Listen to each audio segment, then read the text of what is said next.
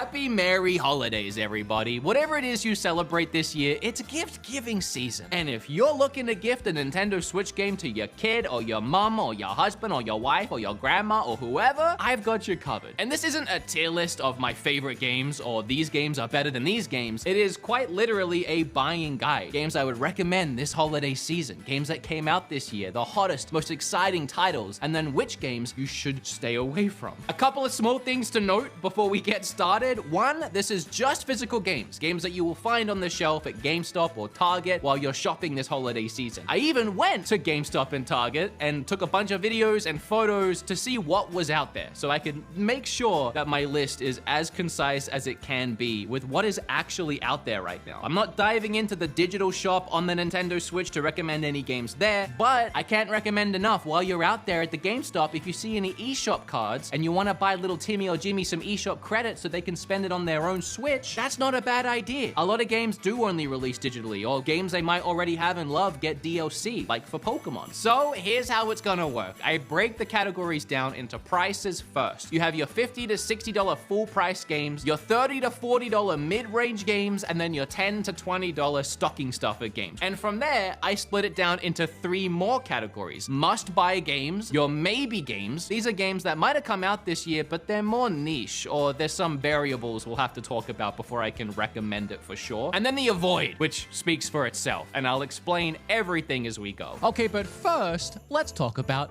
Gamer Subs, where you can use code BEATEMUPS and get yourself 10% off. And hey, you can look as cool as me. I love Gamer Subs, and if you want to get someone the gift of energy this Christmas, how about you grab them some? It has 0 calories, it's sugar-free, it has no lead, which, I don't know, that's pretty great when I think of energy. Also, you can get the new H3 Sigma Brain flavor, a personal favorite of mine, because what's the point in buying all of these video games if you don't have the energy to play them? It directly supports the channel, and I'd really appreciate it. Oh, you can get sample packets.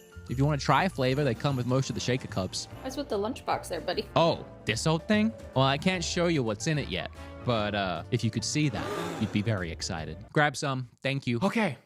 Happy holidays. Starting with the $60 games. Actually, no, we're not. Starting with the $70 gamer. Mortal Kombat 1 on Switch is $70. This is the most expensive game I've seen for this holiday season, and it is in the avoid category. Do not buy it. You might think you're the cool uncle getting the brutal Mortal Kombat game for little Timmy, but the Switch version of this game has game-breaking bugs, frame rate issues, resolution dips, input and timing controls, performance drops, missing content, long load times. I don't know what else to say about that. Now we can start the video. Starting with the $50 to $60 games, the must-buys. Hands down, the #1 game this year for Switch to get anybody, if they don't already have it, is Zelda Tears of the Kingdom. The only reason I can think to not get this game for someone is if they've specifically asked to not get it. It is rated as one of the best games of all time. It might win Game of the Year for this year. I don't know what else to tell you. Next up, and honestly closely following it, Mario Wonder. Mario Wonder is the newest traditional 2D Mario game. If you grew up with Mario Brothers 1, 2, and 3 on the NES, this is that, but in 2023 and better than ever. It's so much fun. It has 4-player multiplayer for the family if you're looking to play games with somebody. There is another Mario game that released this year. When I went to GameStop today, there was a mom at the counter asking the guy working at GameStop what was the difference between Mario RPG and Super Mario Wonder. And that's why I make these videos. Super Mario RPG, while it is a newer Switch game by about a month or 2, it's actually a remake of an old Super Nintendo game from the 90s. It's been completely remade visually and looks fantastic. This is one of the best RPGs ever made. It's more strategic, it's more tactical, it's not your typical Mario jumping on Goomba head fun. So maybe not so much for little kids, but I played it when I was little and I liked it. So those 3 games are all the must-buy games that came out this year for $50 to $60. Now, Pokemon Scarlet and Violet, the newest Pokemon games that came out last year, they do have new DLC that released on the eShop. So if you know someone that loves these games and they don't have the DLC yet, you could maybe get them some eShop credit for that. I would also say that if they don't have these games at all, they're still great to pick up for anybody that loves Pokemon or might be wanting to get into Pokemon. The rest of these must-buy games did not come out this year. These are all games that I highly recommend having in your Switch library, and anybody will enjoy them. They're just not new, they're just worth buying if you're looking for something to buy. That's